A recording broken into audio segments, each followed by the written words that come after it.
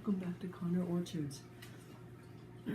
Sorry, it's still kind of early and I'm talking lightly as the rest of the house is still asleep.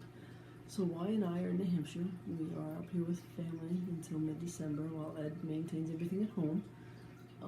But of course you can't come to New England without going to some orchards in this area. So Wyatt and I did that. And I found some apples that we do not have. Excuse me, we don't grow these ones. So I thought I'd talk about them a little bit. The first, of course, is the McIntosh. Everybody always asks for the McIntosh.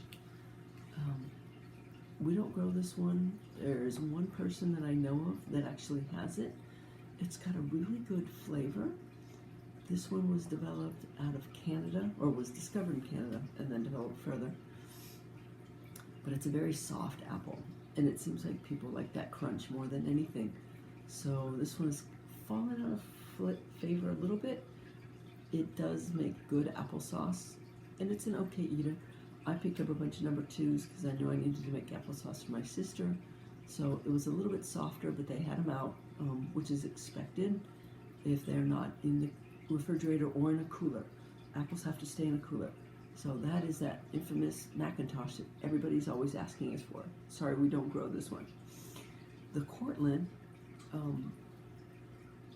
came out of the New York experimental station in about 1898.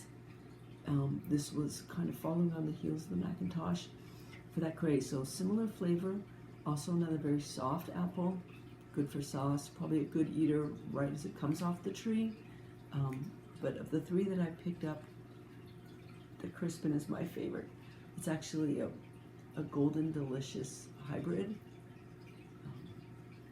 This one is, I think it's out of Japan originally, because it has another name, Matsu.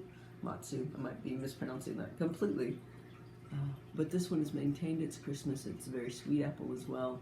So I've also dehydrated some of them already. This one is just the Matsu, and it worked out really well. Like I said, I turned most of these into applesauce, but I just wanted to do a quick check-in. Oh, I have one thing. I'm gonna have to grab it because there's no editing on the go in New Hampshire.